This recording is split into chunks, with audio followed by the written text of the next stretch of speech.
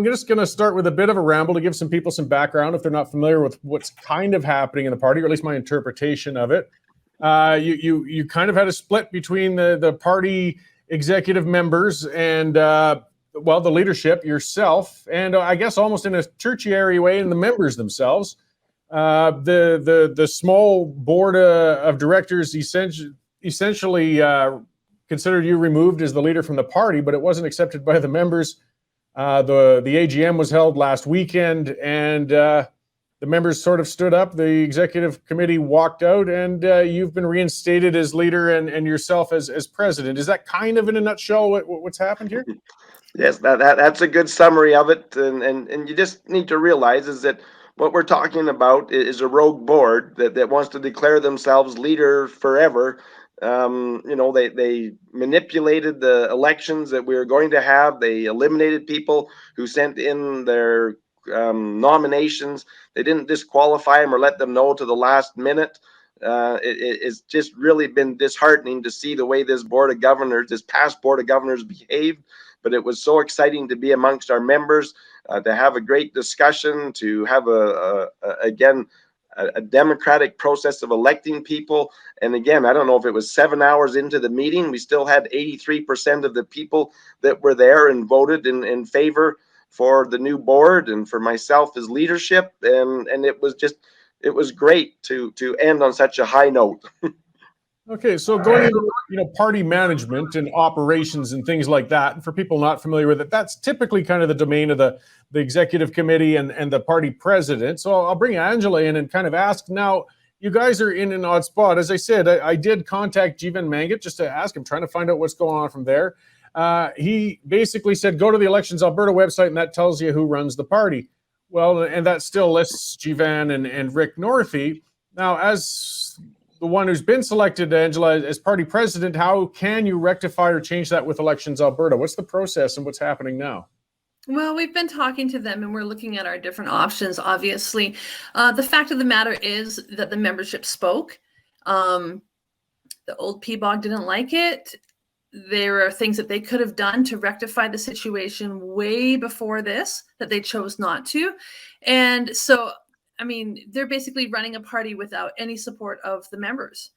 So, yeah, we're just moving forward. The party spoke. They chose their new party board of governors, and we're moving forward with that. And yeah, like I said, we have spoken to Elections Alberta. We're looking at different options, but we've got a message, and we have a movement to bring forward to the people of Alberta, and we're just getting busy with that. Okay, but in the meantime, like, who's controlling the email accounts, the fundraising, the bank? I mean, until that's resolved, it's going to be very difficult for you guys to organize effectively, anyways, isn't it? Well, we're grassroots, so I would actually say no, Corey, and that we have some awesome CAs. Angela's got one that are up and running, 25 to 30, and they can carry on. I mean, one of their complaints for the last year is that they write in or they call in to get the membership from their CA so they can build their CAs, and our past board wouldn't send it to them. Oh no, what do you want to send? Send it to us and we'll send it out.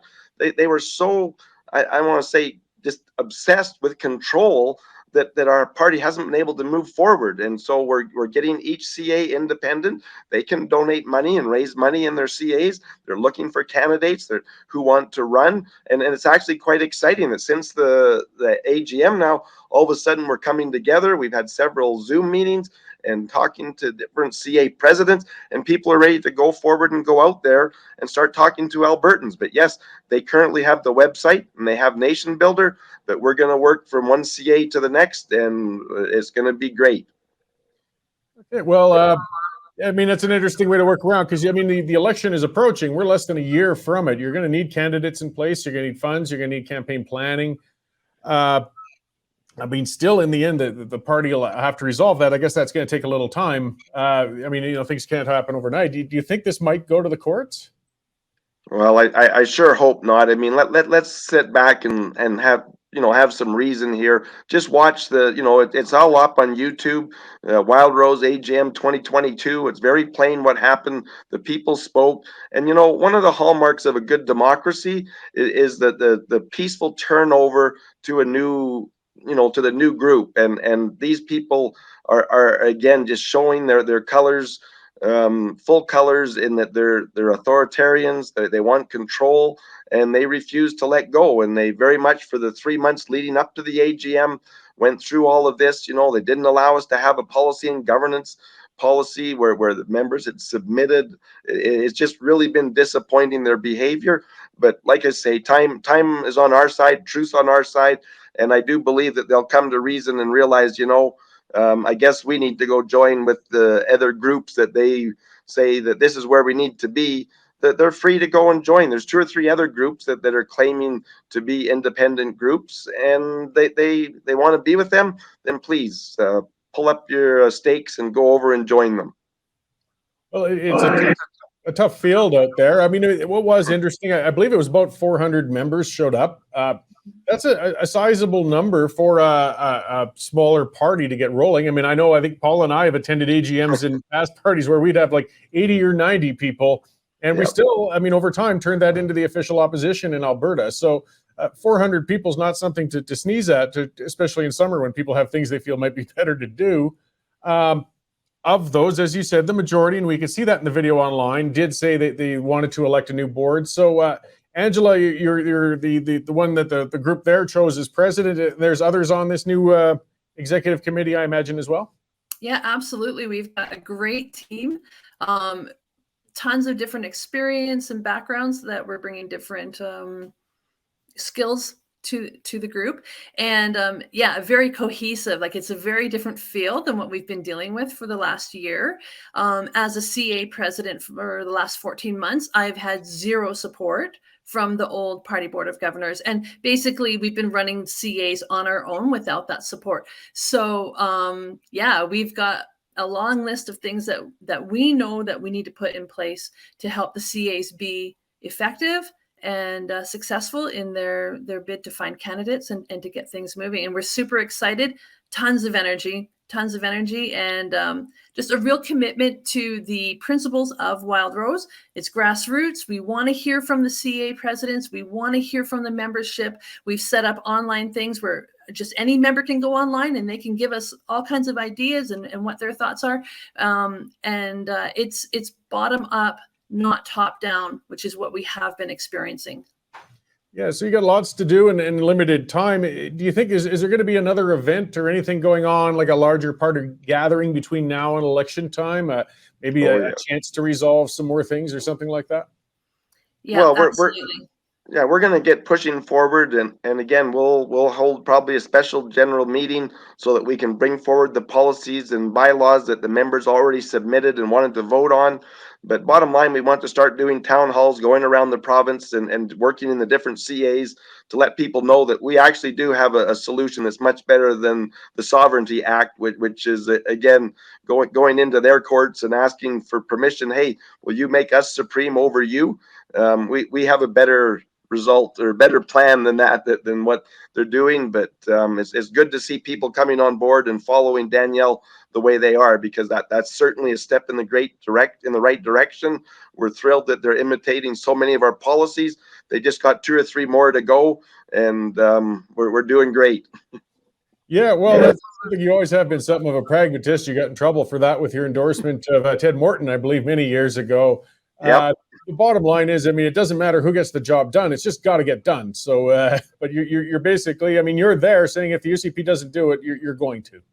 Well, I think they're actually following us, and even Danielle, like she's by far, in my opinion, the best of the pack, the only one in the pack that's going to stand up or make an attempt to Ottawa. But this idea to say that we're going to pass legislation, then we're going to go out to Ottawa and say, hey, we want you to make our legislation supreme over your legislation.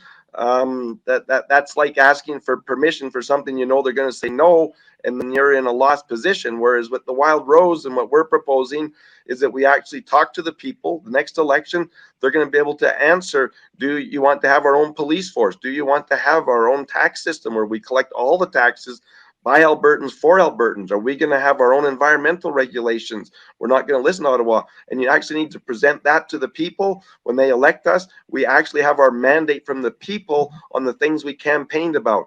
And perhaps the two most important things where they're not there yet is if we want better government than the legacy parties, we have to have accountability. You have to be able to fire your elected representatives any day, 24/7, 365 days of the year. And this idea that once every 4 years is good enough, look what Rachel did to us. Look what Notley did to us. I mean, what Kenny did to us. And you can go back to Redford and all of these other ones. It doesn't work. But most important for Alberta, the Paris Accord and carbon net zero does not work for us, doesn't work for the world. And for Danielle to say that, oh, we're going to meet carbon net zero and we can do all these innovative things if we're taxed so heavily, that's a no-go. We need zero carbon tax. We need to have the ability to develop and sell our resources to the world. They need more Alberta oil. It's ethical, it's clean, and it's just the way to go. And we need to stand up and say no to Ottawa. And we need a mandate from the people to say no, and we'll exercise our full autonomy. Well, great. Well, I mean, it's certainly a distinct stance, and you're there and putting that out. So maybe just in closing, I guess, with Angela, because there is just where can people find information on the party, keep up with it? I mean, there's kind of multiple sources going on right now. Where could you direct people if they're looking to find more information or contact you guys?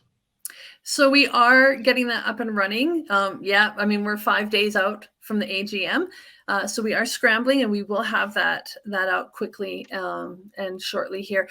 The CA presidents and the CA boards are reaching out to their current members right now to establish contact and to let them know, well, they've had contact already before, but to just let them know, hey, we're still here and we're still moving forward with this movement. And frankly, the sovereignty movement in Alberta is in a much better position today than it was last week at this time because of what happened at the AGM. All right. Well, thanks for coming on to speak to us today about some of that and try and unmuddy the waters a little bit. Anyways, I know there's a lot of you. I mean, you can just see it on the YouTube video. And I do suggest other people go and have a look for yourselves. I mean, there's interpretations, there's views, but I mean, it was all covered. You could see what happened and make up your own determination on what's going on. I think it's important to have alternative parties out there giving a good message out there, when we come election time. And it's unfortunate to see parties dedicating so much time to fighting within themselves rather than, getting established for elections. So I hope it's all resolved fairly soon and look forward to talking to you guys then. One last thing, Corey, being the person who I am and sticking my neck out when I'm not supposed to, but we're going to be going back to our old website, wildrose.party. www.wildrose.party. If this rogue board doesn't turn over and do the honorable thing, we'll start up that and people can start looking there. www.wildrose.party, and that'll probably be where we end up because it looks like they're going to dig in and not want to do the right thing. Okay, well, thanks. Wildrose.party, and we'll keep an eye on it, Paul and Angela. So, well, good luck with your endeavors, and we'll talk to you again, I'm sure. Thanks for having us on. Really appreciate the work you're doing.